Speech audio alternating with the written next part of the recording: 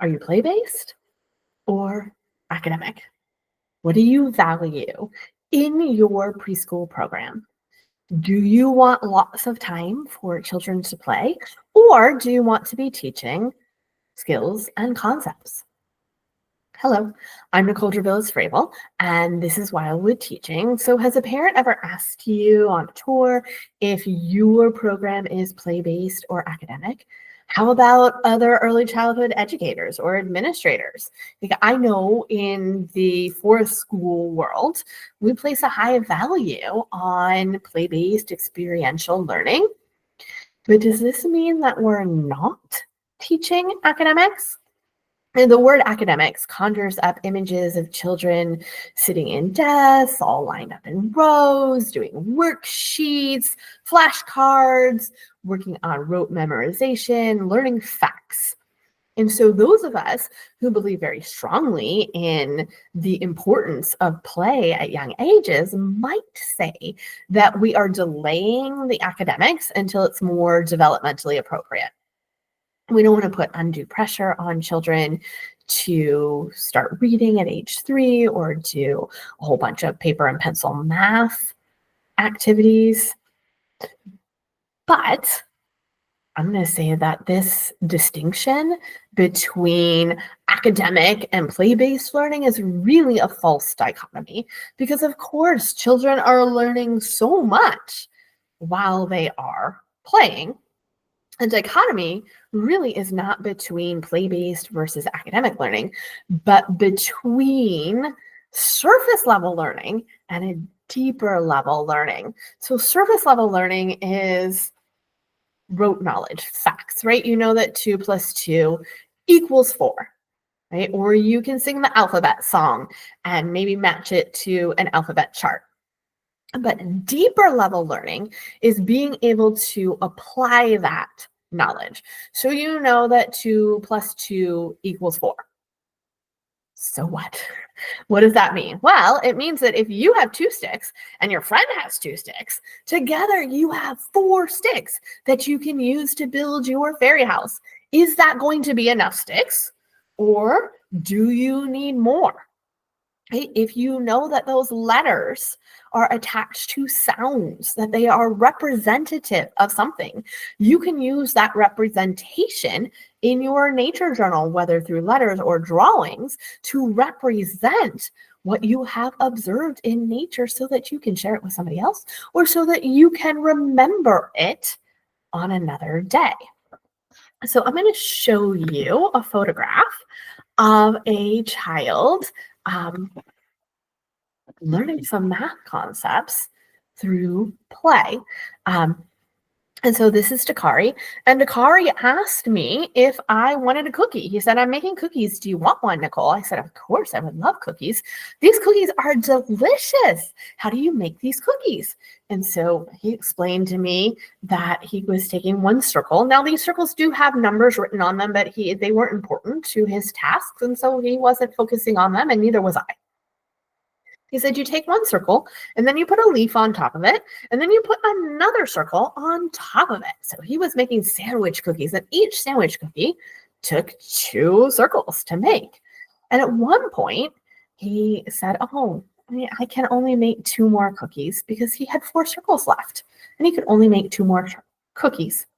Now here he was applying division. Now, could I have said to him, "Hey, Dakari, what's 4 divided by 2?" and gotten him to say 2 to me? Absolutely not. But was he using the concept of division and understanding it because he had 4 circles and knew that it took 2 circles to make each cookie? And so therefore he was dividing 4 circles by 2 and applying that concept? Yes. Will this serve him if he has more playful interactions with division when he gets to that formal learning in 3rd grade and has to write 4 divided by 2? Absolutely, because he will understand the concept of division. Can I, as his teacher, create more opportunities excuse me, for him to learn and apply the concept of division? Absolutely. I could invite him to make cookies for all of his classmates, and then maybe we could figure out a way that it's fair. right? How do we share these cookies so everybody gets an equal amount? Maybe we can set up a picnic for the dolls or the puppets, and they each have a plate. And how are we dividing food amongst these animals so that it is fair?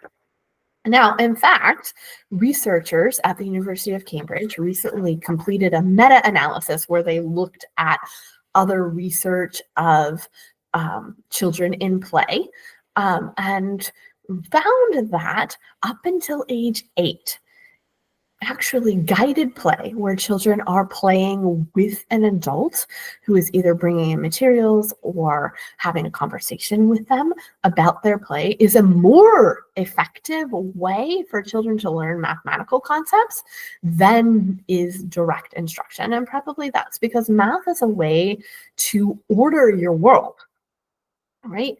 And so children with these hands-on experiences with math are better able to attach to and learn a concept that might otherwise be abstract. So I'm going to give you an opportunity to look at a video. And while you're watching this video of children at Wildwood Nature School, what I want you to do is to think about all of the ways that children might be learning through their play. And let me get a second here to set this up for you.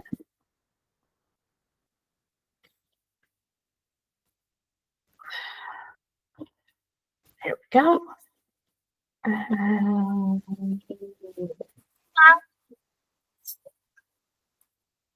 Serious. It's my mom's birthday. I'm really serious. So yeah, my mom's is 2050. What's 2050? Are you a 5 and a 10? No, I'm 54 years old. I'm 25 years old. Oh, I only guess how old I am. 57. No, I'm 10. Definitely 10. So I'm in the brush. Hey, we don't need the brush yet.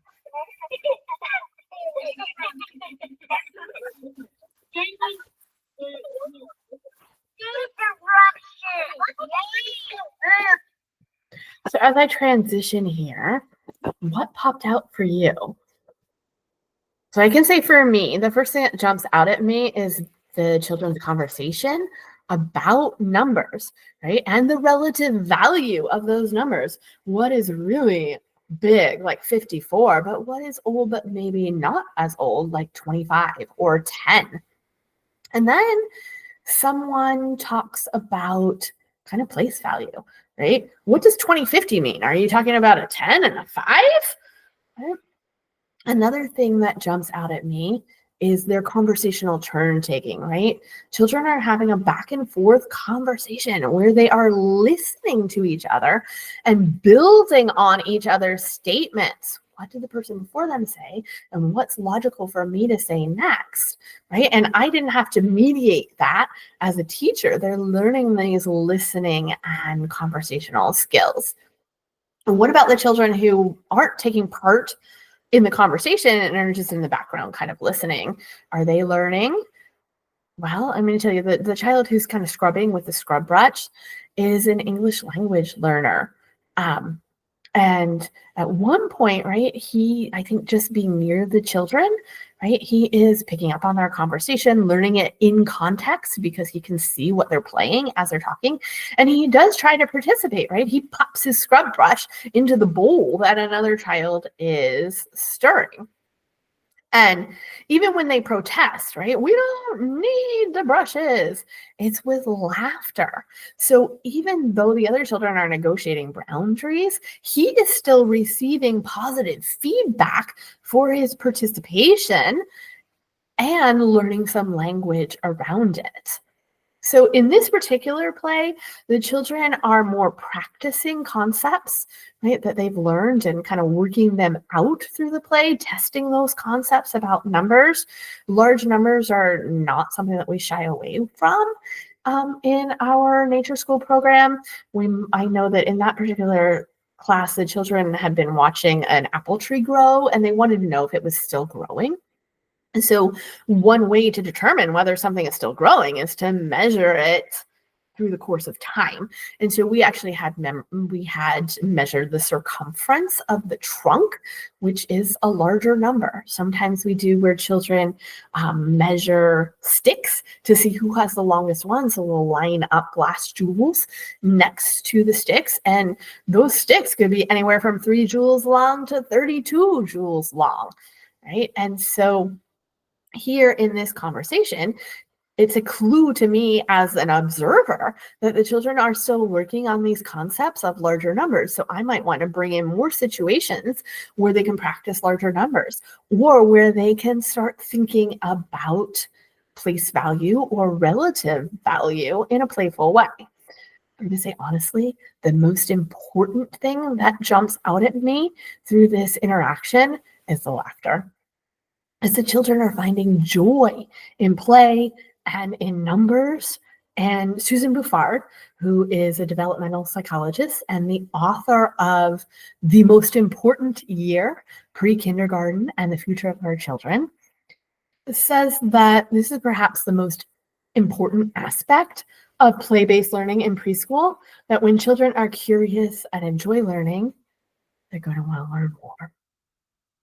So it's past time to ditch this distinction between academic and play-based preschool programs, between connecting with nature and real learning. Because as you've seen from the 2 examples that I've shared here in this video, children can indeed learn academic concepts like division and number sense through nature play. And so if you are interested in getting further in nature play, in getting support from others who are there at your level, at a different level than you are, beyond where you are, or just starting out, right? Then I invite you to join our Wonder and Wisdom membership, which right now we are having a special. Everything is 15% off until December 20th. That's kind of a holiday special for you, whether you are joining us on a month-by-month basis or on a yearly basis.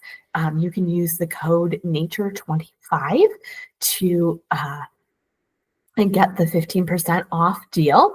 And what we do is each month we meet together as a group. One month we have a workshop led by me. So in January, we will be doing science and winter nature, right? So how can you do science using winter elements like snow and rain and ice? And then in February, we'll be meeting kind of in a round table where we're all going to collaborate and have a discussion together on problem solving winter weather. Right? How do you have nature-based and outdoor play when you are faced with that winter weather? And it's more of a conversation, right? It's a problem that some are all going to work together to find solutions to, based getting the benefit of each other's experience. Now that's January and February.